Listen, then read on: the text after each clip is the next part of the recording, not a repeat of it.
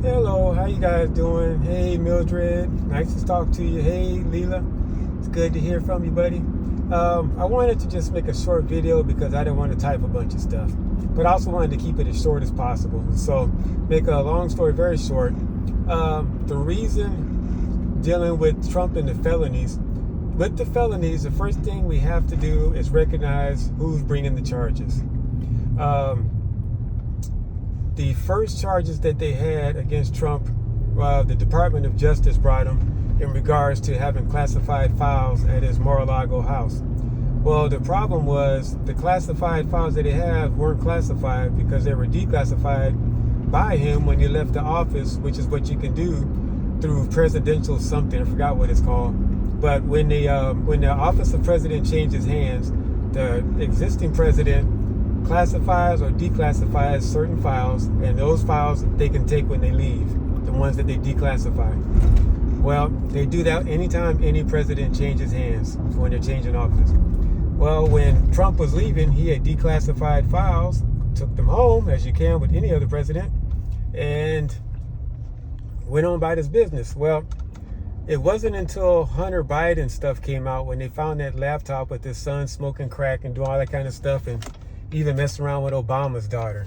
So when they found all that and found out also that Biden had deals with China and the Ukraine, then they started pressing on Trump because Trump was announcing he was going to run for president again. And so that's when they started to shut that down because they had Biden's laptop, and Trump was going to prosecute because Biden had been selling stuff out to different countries for profit from the U.S. But anyway, and that's all factual. You can look that up for yourself in your own time, whatever you want to do. But anyway, so that's when he got hit with those classified files things, okay? And that came from the White House through the DOJ. In June this year, all that stuff was thrown out because they found out that there was nothing that was classified that shouldn't have been and all that kind of stuff. So they threw everything out this past June. But you didn't hear that in the media because they didn't talk about it. So anyway, the next thing was Trump had issues with the ballots that were cast in Atlanta. And so he said, hey, listen, there's a problem because there's some anomalies that don't make sense. And they actually did lead to him losing the election in Atlanta, in Georgia. Well, when he mentioned that, Fani Willis jumped on him and filed a lawsuit. It's not illegal to claim that there was something happening in the elections and to go back over the votes. There's nothing illegal about that. If you look at it and go back to when Clinton lost, Hillary Clinton, she claimed that the elections were rigged and no one prosecuted her. Obama claimed that it was rigged when Trump won, and then nobody prosecuted him. Trump says there was a problem, he gets litigation. Why? Because he's running again for president. And if you notice anything, go back and look what's happened to Fani Willis lately, and they've pretty much shut her down. Her whole department she was running was fraudulent, and they were corrupt, and they were spending taxpayer monies on vacations, and she was messing around with a married man, and they found phone records and texts that came directly from the White House in regards to the prosecution that was taking place. So, and all that's factual. You can look it up for yourself if you want. I think that's like go to Vote or something, Georgia, and you can find all the anomalies there.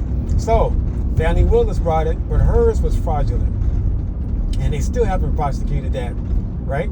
Then the next one is in New York with the Letitia James. She ran her whole campaign on saying that she was going to get Trump before she got in office. So her whole thing during the whole time in her office was to prosecute Trump some way. So what they did was they found that Trump had taken out a loan to buy a building.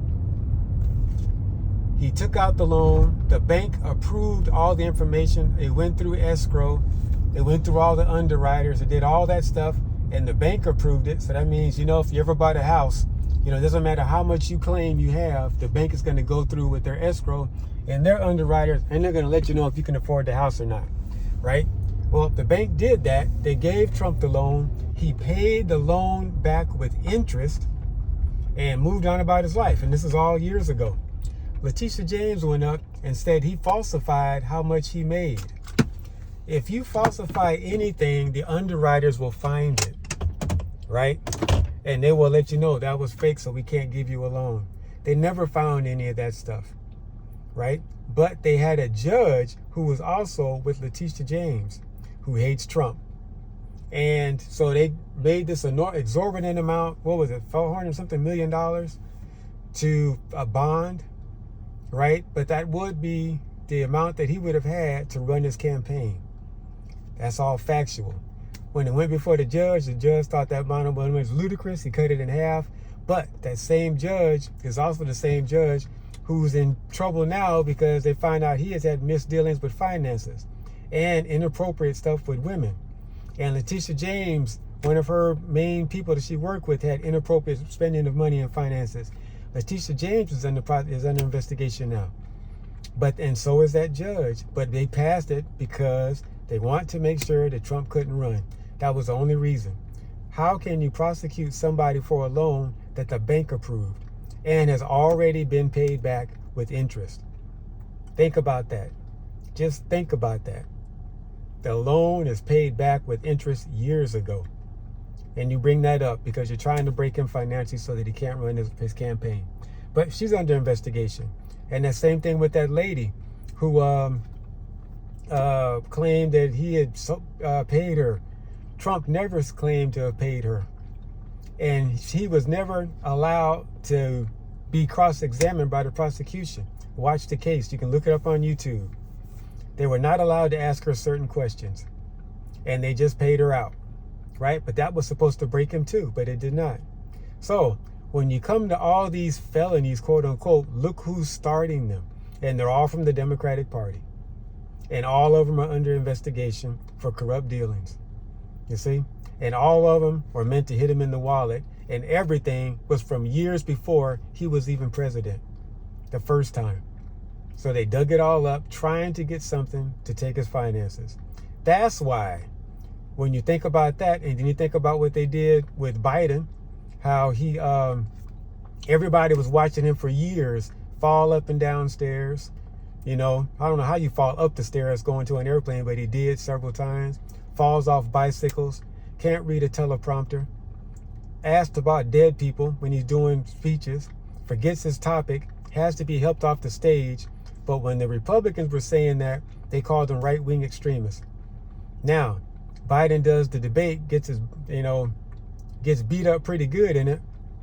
Immediately, the Democratic Party folds on him and says he's not fit. 24 hours before, if you said that Biden was not fit, you were a right-wing extremist. After the debate, 24 hours later, the entire Democratic Party says you need to drop out. So they didn't know that he was sick 24 hours before the debate. Think about that. And what they did was immediately sent out a memo through Twitter. He didn't make an announcement or a presidential announcement. He sent out a notice through Twitter. The very thing he talks about Elon Musk not doing well, that's the platform that he used to announce that he was going to endorse Kamala. Now, just think about it, though. An endorsement doesn't mean that's your candidate. Candidates are chosen by the American people through voting, not an endorsement. But yet, the whole Democratic Party jumped on board with Kamala and said, this is your girl. And all of a sudden, it's the same Kamala Harris that nobody's really seen for 4 years.